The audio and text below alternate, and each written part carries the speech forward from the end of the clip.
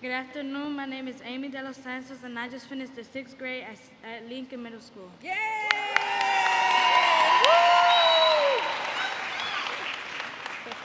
I'm honored to be with the First Lady at my school. Mrs. Obama has set a great example for me and for kids all across the country to eat right, exercise more, get off the couch, and get moving. It's great to know that kids like me and my friends are so important to Mrs. Obama and the President. Now, it's my honor to introduce to all of you the First Lady, Michelle Obama. Thank you.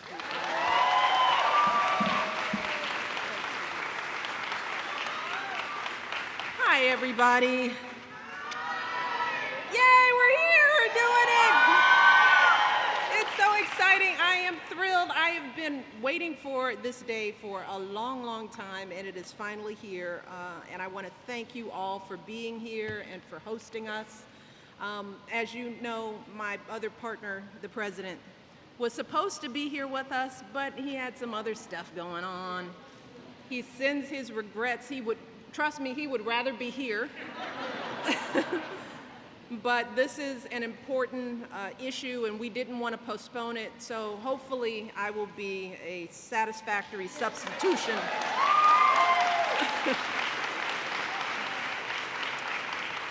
I want to start by first thanking Amy for just being fabulously amazing middle schooler and for her wonderful introduction. Thank you, Amy. Great job. And I have to thank our co-chairs of the President's Council, Dominique Dawes, who has just been a terrific support to this White House and to these issues. She's just a fabulous woman and just so eloquent and poised. We are just thrilled to have her. And our other co-chair, Drew Brees, who, you know, what do you say about Drew Brees, except we're so lucky to have him as a part of this. He regrets that he couldn't be here.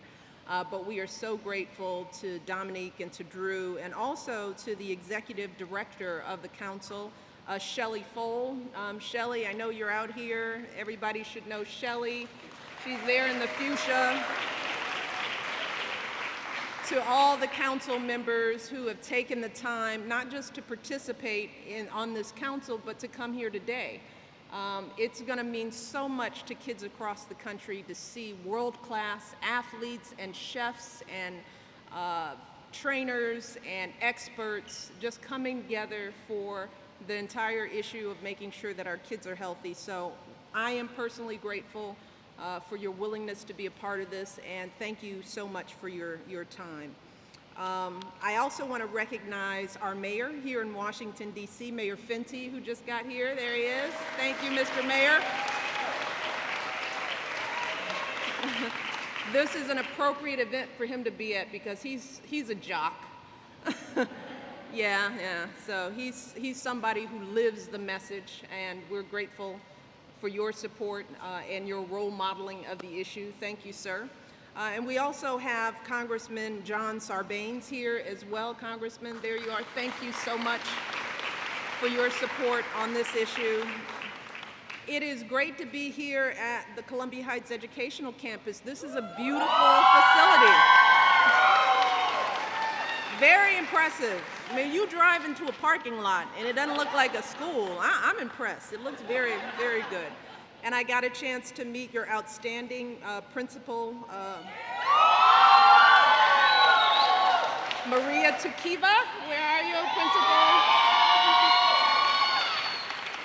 And I understand she's also the founder of, yes.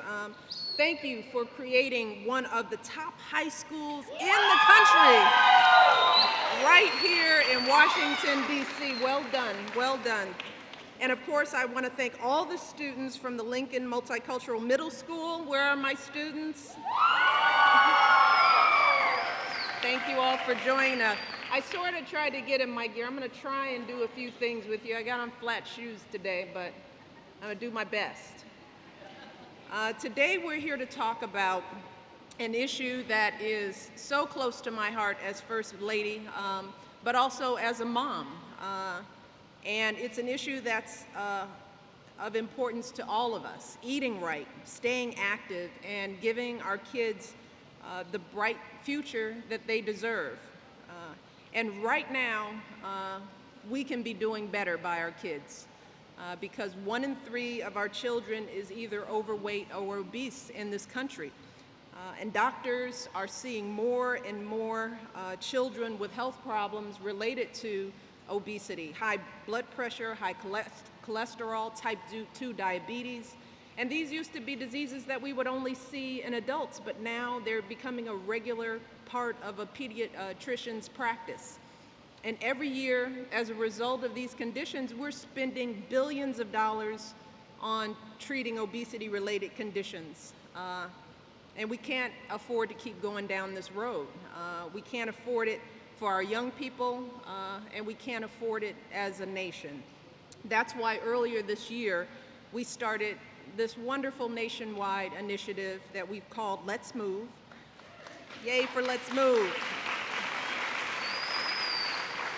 And it's an initiative that has been designed and worked on by so many partners all across the country. People have been fabulous about this issue, but our goal is to end the epidemic of childhood obesity in a generation. We are making this a big, huge generational goal with the notion that kids born today are going to have a different idea of what it means to be healthy, so that they grow up at a healthy weight with good habits that they can then teach the generations that follow.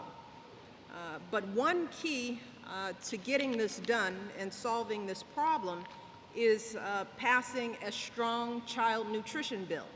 And I can't emphasize this more. This bill controls the programs that provide school lunches to kids all across the country. And what we do know is that our kids are getting most of their activity, most of their nutrition at school. So if we can do something to improve the quality of food in our schools, we're going to go a long way to affecting the futures of our children. And right now, that bill is making its way through Congress with what I'm proud to hear is strong bipartisan support. This is an issue that everyone is getting behind because it's not about politics, it's about our kids. A majority of senators and House members from both parties have publicly called for swift passage of a strong proposal. So once again, I urge Congress to provide the resources that we're going to need to support these important programs that will be able to help change our children's futures and those after that. This is an important time. So we're looking forward to the Congress getting this done.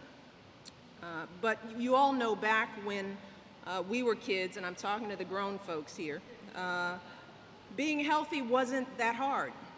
It just wasn't that hard. Parents, particularly in the summer, could just open up their back door, send the kids out, give them a little breakfast, and tell them, go away and don't come back until we're ready to see you again. And you might run in for a second if you were a kid and grab a little lunch, right? But you weren't watching the TV. You had to get up and get back out. And you usually wouldn't even come home until dinner, and you wouldn't even want to come home for dinner because you were having so much fun running around. You had to be forced to sit down and eat a meal.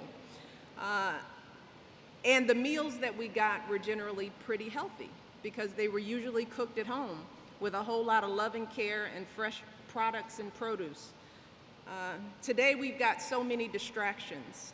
We've got video games, we've got computers that are just keeping kids inside after school.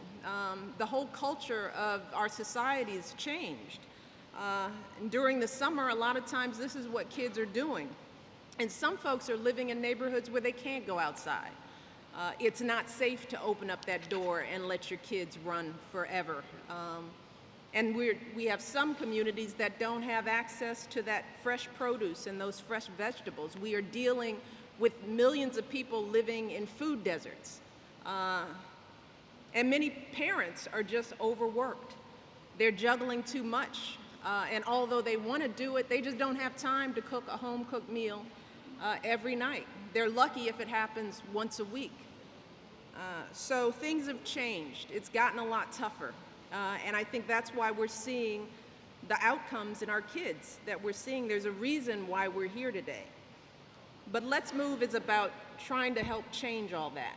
That's really the goal. It's not to place blame, it's not to point fingers, it's really to help parents and communities and business leaders find a way out of this dilemma. But efforts to help kids stay healthy and active actually go back much further than what we're trying to do here today. Way back in 1956, this is a little history lesson, students, Dwight Eisenhower was worried that the lack of exercise was causing young people in America to fall behind their peers in Europe and around the world. And so he established the President's Council on Youth Fitness to get kids moving. This was back in 1956. Does anybody remember that? I don't want to out anybody on age, but I'm sure we have some people who remember that. The council's original mission was simple: to encourage young people to get enough exercise. And that is still a very important component of what we need to do today, but today we know that being healthy is about more than just being physically fit. It's also about eating healthy foods and really learning which foods to enjoy in moderation. That's one of the reasons I talk about burgers and fries, because a life without burgers and fries is really depressing. And fried chicken, and just fried. But it's about learning about all the different ways to eat healthy and to strike those balances and to be active, whether that means playing a sport, which many kids do, but not every kid is an athlete, and they don't have to be, because you can get the exercise you need from walking your dog vigorously, running with your dog, doing some push-ups at home, or just playing. You know, the work that we're talking about used to be called play. And it's about developing healthy habits that kids will have for the rest of their lives. Because the one thing we know why we start with kids is kids learn. They're not like us. They're not stuck in time. You know, they learn something, they take it on, and it lasts forever. So we're talking about developing lifetime skills that kids will then teach to their kids. That's why yesterday the President signed an executive order expanding the mission of this historic council and creating the new President's Council on Fitness, Sports, and Nutrition. All three components. So we're just broadening the scope of what we have to focus on. And this group, as Dominique mentioned, will include fitness and nutrition experts who've agreed to help raise awareness about how we can make our kids and our schools and our communities healthier. This council, as I said, is made up of everyone: chefs, doctors, health experts, personal trainers. We've got our Olympic gold medalists, we've got NASCAR driver, we got NBA All-Stars, tennis legends, we've got it all. Because we know in the end, kids listen to these heroes in so many ways. And those are just a few of the 25 men and women who will be donating their time and expertise to this cause. It's just more people coming on and making Let's Move a broader and stronger campaign. Together, they're committed to working with government and the private sector, that's businesses, schools, and nonprofits, to help kids everywhere learn about healthy eating and the importance of being active each and every single day. And we're broadening the mission of the council so that we can make a bigger difference, focusing on not just what you do with your bodies, but what you put in your bodies. We all know if we're focused on our fitness, it is not enough just to exercise. You have to focus on diet. I still struggle with that at 46 years old. If I want to lose some weight, I can work out as much as I want to, right, Mayor? But you gotta have that balance of food to really cut the fat. So we're really excited about this broader mission. Here, right here in Columbia Heights, you're already well ahead of the game. That's one of the reasons why we wanted to come here, because we wanted to model what's already working, because that's another thing about Let's Move. We don't have to recreate the wheel. We have to just find the models that are already working and spread those across the country, and Columbia Heights is serving as one of those models. I know that you've made the president's physical fitness tests an important part of PE class. Just kids living up to that test. You collect information on the students' weight and their heart rate and the progress that they're making throughout the year. And I also hear that at the end of the year, the students with the most improvement get to take part in a fitness challenge with teachers and staff, which is huge.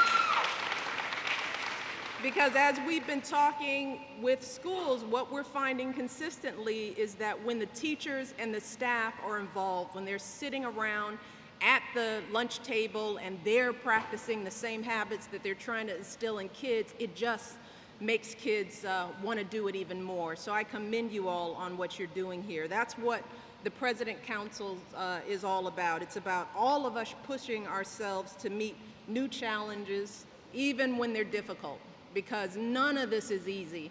It only gets easy if you start young. That's the gift that we can offer our children. If they start out with these habits early on, it just makes life easier for them. It's about having fun. Let's not forget that, because this isn't all work and calorie counting and all that. This is about having some fun and getting more opportunity for kids to be active and to find a way that connects with each of them, because not every kid is going to connect to activities in the same way. So we've got to have a broad base of opportunities for kids. So again, I want to thank you all here at Columbia Heights for setting such a wonderful model, such a great example. I want you all to keep doing what you're doing and help spread your message to other schools, not just here in the district, but around the nation. You guys are a true model. Again, I want to thank our council members for their excitement and enthusiasm. And I think now is the time that we actually are going to get moving. So we're going to do some activities with the kids. And as I said, I'm going to try and hang with you all, but you know, this bow might get in the way. But I want to thank you all for being here. So let's get moving. So thank you all so much.